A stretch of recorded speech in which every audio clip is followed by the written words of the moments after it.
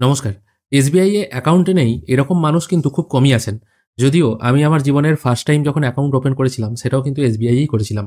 এই অ্যাকাউন্টটি এখনো আছে। তাই গত ২রা ডিসেম্বর ২০২৪ তারিখে এসবিআই থেকে একটি নোটিফিকেশন জারি করা হয়, যেখানে এটিএম কার্ড রিলেটেড কিছু কথা বলা হয়। মানে এখানে একটু চার্জ এদিক ওদিক হতে পারে। যেখানে আগে বলা হয়েছিল এই চার্জগুলো 1 জানুয়ারি ২০২৫ থেকে লাগু হবে, কিন্তু সেটা চেঞ্জ করে 1 ফেব্রুয়ারি ২০২৫ করা হয়েছে।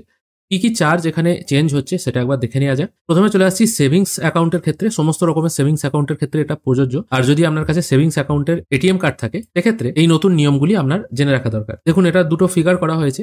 একটা আছে এক্সিস্টিং আর একটা আছে নতুন, যেটা 1 ফেব্রুয়ারি ২০২৫ থেকে হবে। এক্সিস্টিং কি ছিল? যদি আপনার মান্থলি অ্যাভারেজ ব্যালেন্স ২৫,০০০ টাকা হতো, এই টাইপের যদি কোনো অ্যাকাউন্ট থাকতো, সেক্ষেত্রে আপনি এসবিআই এর এটিএম এ মান্থলি 5 বার ক্যাশ উইথড্রল করতে পারতেন এসবিআই এর নিজস্ব এটিএম এ।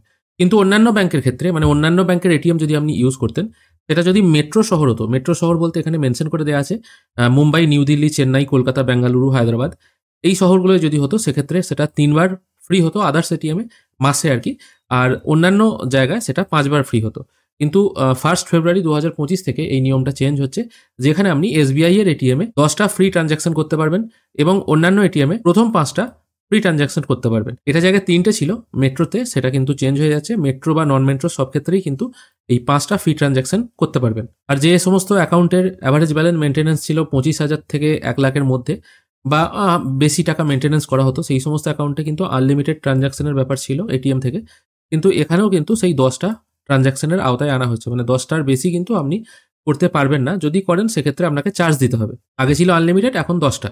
তার মানে এটা দেখা যাচ্ছে সমস্ত রকম এটিএম এর ক্ষেত্রে, মানে সেভিংস ব্যাংক অ্যাকাউন্টের এটিএম এর ক্ষেত্রে, আপনি এসবিআই এর এটিএম এ 10টা ফ্রি ট্রানজাকশন করতে পারবেন 1 ফেব্রুয়ারি। আর অন্য এটিএম যদি আপনি ইউজ করেন, তাহলে কিন্তু প্রথম 5টা ফ্রি ট্রানজাকশন করতে পারবেন। এবার 1 ফেব্রুয়ারি ২০২৫ থেকে কিরকম চার্জ লাগবে অতিরিক্ত ট্রানজাকশন করলে? আগে যেটা 5টা ফ্রি ট্রানজাকশন ছিল, সেটা তো এখন 10টা হয়ে গেছে। এই 10টার পর আপনি যদি অতিরিক্ত ট্রানজাকশন করেন, এখানে এবার ট্রানজাকশন বলতে কিন্তু ক্যাশ উইথড্রলের ব্যাপারটা এখানে বোঝানো হচ্ছে। এখানে দেখুন মেনশন করা হচ্ছে ক্যাশ উইথড্রল।